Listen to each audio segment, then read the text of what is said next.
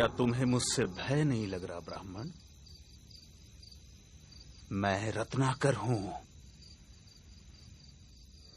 मैं नारद हूं रत्नाकर, तुम्हारा अतिथि, और मैं निर्भय हूं। क्या तुम निर्भय हो? क्या मतलब है तुम्हारा? न मुझे प्राणों का भय है, न सफलता का, न कल का, न कलंक का।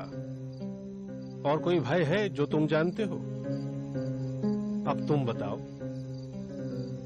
क्या तुम निर्भय हो? हाँ, मैं निर्भय हूं। मुझे न प्राणों का भय है, न असफलता का, न कल का, न कलंक का। तो फिर यहां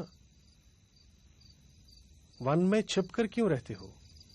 क्या राजा से डरते हो? नहीं। प्रजा से डरते हो? नहीं। पाप से डरते हो? नहीं। तो फिर यहां छिपकर क्यों रहते हो?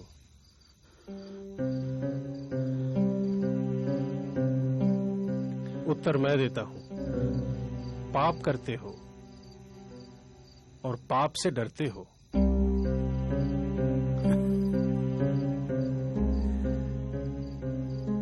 मैंने तुम्हारे बारे में बहुत सुना है। देवताओं के कवि, तुम मुझे फुसला नहीं सकते। न मैं पाप से डरता हूं, न पुण्य से, न देवताओं से, न दानवों से, न राजा से, न राज्य से, न दंड से, न विधान से। मैंने राज्य के साथ द्रोह किया है, मैंने समाज के साथ द्रोह किया है, इसलिए यहां बीहड़ों में रहता हूं। यह प्रतिशोध है मेरा। क्या था वो पाप जिससे तुम डरते हो? मुझे इतना मत उकसाओ कि मैं तुम्हारी हत्या कर दूं।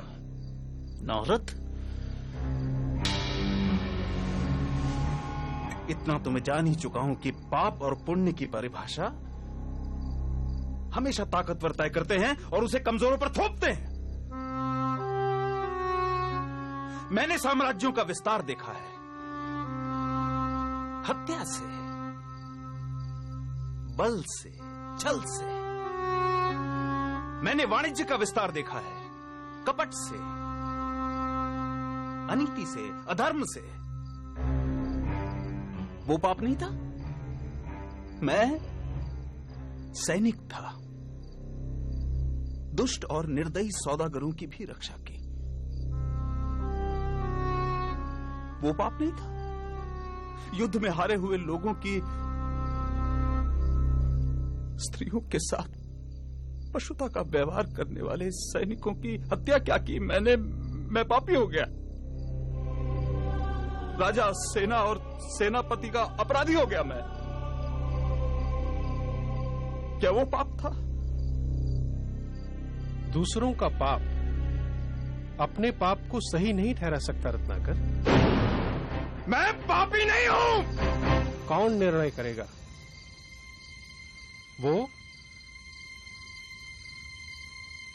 जो इस यात्रा में तुम्हारे साथ हैं या नहीं है?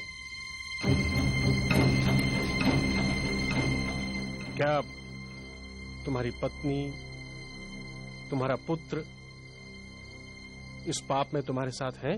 हाँ, वो क्यों नहीं साथ होंगे? मैं जो ये सब करता हूं उनके सुख के लिए तो करता हूं। तो जो तुम्हारे साथ हैं उन्हीं को निर्णायक बनाते हैं। जाओ, अपनी पत्नी से, अपने पुत्र से, अपने पिता से, अपने निकट संबंधियों से पूछ कर आओ, जो तुम कर रहे हो क्या वो पाप नहीं है? और क्या वो सब इस पाप में तुम्हारे साथ हैं?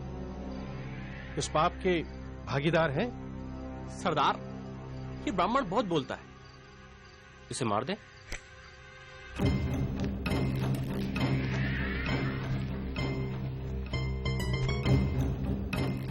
नहीं, इसे तो मैं अपने हाथों से मारूंगा, परंतु पहले इसके प्रश्नों के उत्तर तो दे दूं।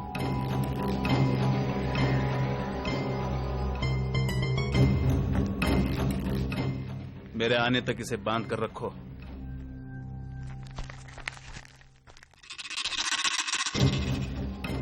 कड़ी नजर रखना इस पर।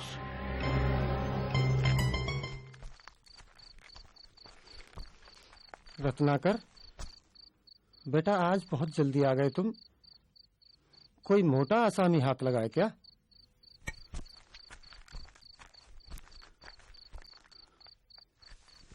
क्या बात है स्वामी, आज आप प्रसन्न दिखाई नहीं दे रहे? मैं जो कर रहा हूं, क्या वो पाप है? ये तू कैसी बहकी बहकी बातें कर रहा है आज? तूने ज्यादा पी ली है क्या? क्या तुम मेरे पाप में भागीदार हो? ये तू क्या पूछ रहा है? क्या तुम मेरे पाप में भागीदार हो? नहीं स्वामी, मैंने आपके सुख में दुख में साथ देने की कसम खाई है, आपके पाप में भागीदार होने की नहीं।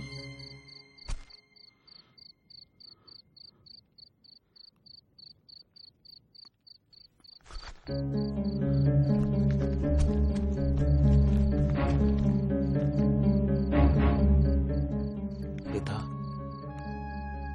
आप? बेटा, ये तो तेरी कमाई है, इसे मैं कैसे बांट सकता हूँ?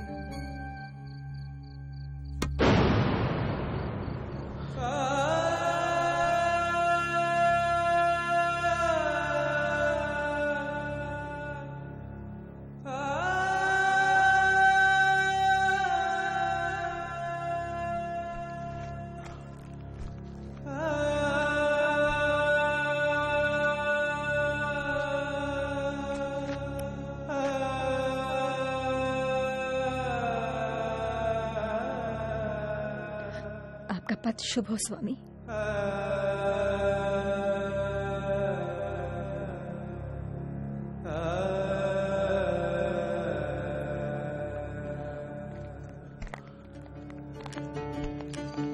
अपि चेत् सुदुराचारो भजते मामनन्यभाक् साधुरेव समन्तव्यः सम्यग् व्यवसितो हि सः।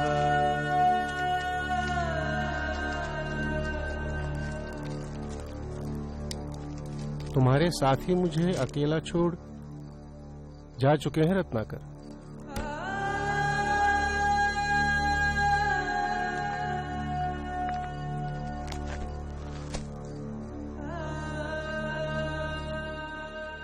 क्षमा देवर्षि, क्षमा। अब तो मैं भी अकेला ही हूं। नहीं रत्नाकर, तुम ही अपने मित्र और तुम ही अपने शत्रु हो। तुम्हारे पुराने संसार की रचना भी तुम ही ने की थी, तुम्हारे नए संसार की रचना भी तुम ही करोगे। इसलिए उठो और अपने पुरुषार्थ से अपना भविष्य लिखो। राम राम।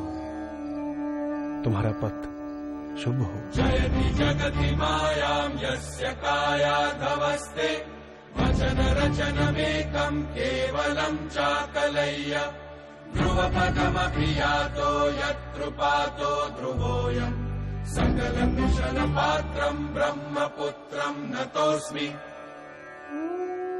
इस कहानी के इस डाकू ने अपने संसार को छोड़ फिर एक नए संसार की रचना की, जिसे हम रामायण के नाम से जानते हैं।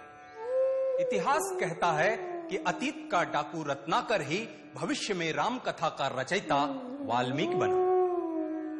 ठीक कहा था देवर्षि नारद ने, असीम संभावनाओं का स्वामी मनुष्य काश खुद को पहचान पाता।